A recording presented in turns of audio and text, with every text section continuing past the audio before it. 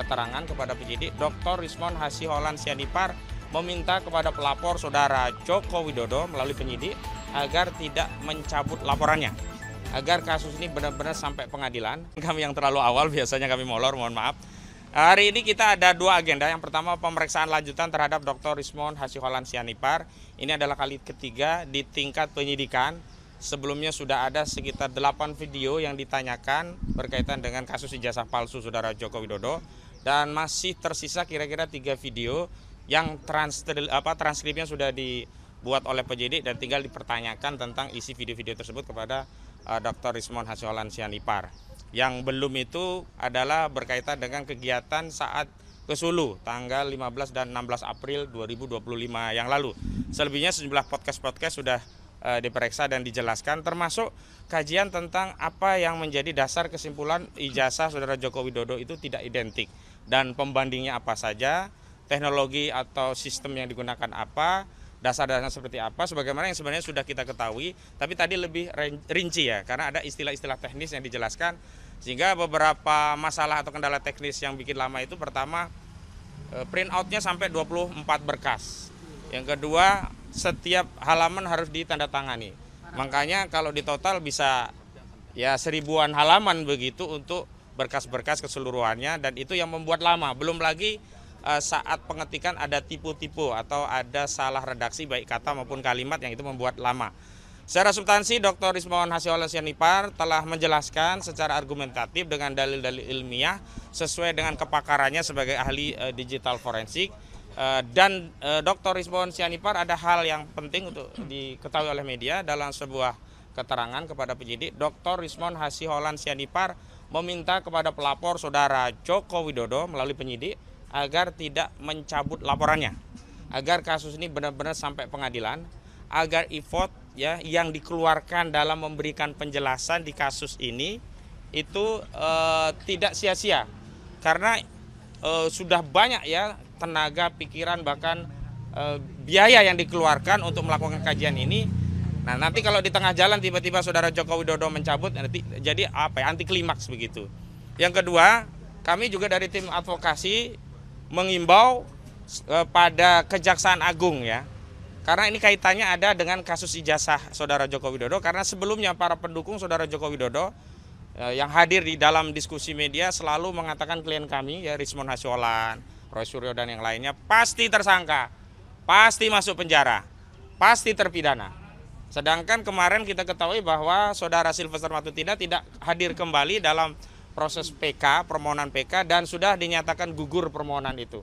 Jadi saya meminta kepada Kejaksaan Agung Republik Indonesia, termasuk lebih khusus kepada Kepala Kejaksaan Negeri Jakarta Selatan, agar jaksa selaku penuntut sekaligus eksekutor putusan mengeksekusi saudara Sylvester Matutina.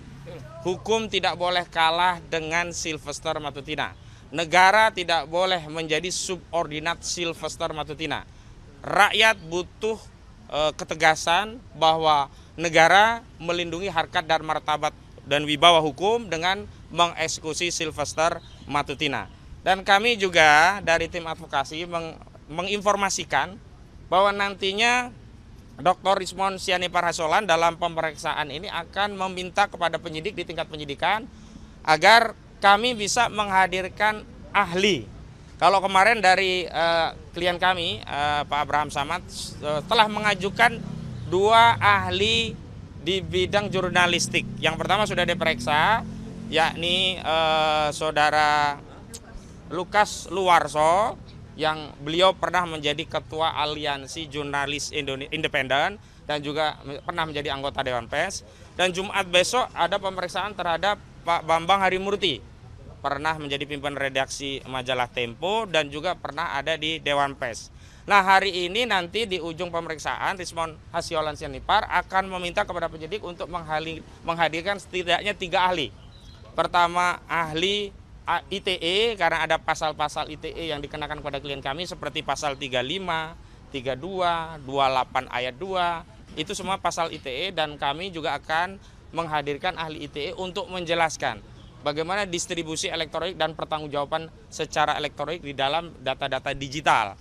Yang kedua, karena pasalnya ada pencemaran dan fitnah, juga ujaran kebencian dan permusuhan, nanti ada faktor bahasa yang harus dijelaskan oleh ahli. Karena itu kami nanti akan meminta agar melalui penyidik di penyidikan ini diperiksa ahli kami, ahli bahasa. Bahkan kami sudah mempersiapkan spesifik ahli bahasa linguistik forensik. Jadi lebih spesifik.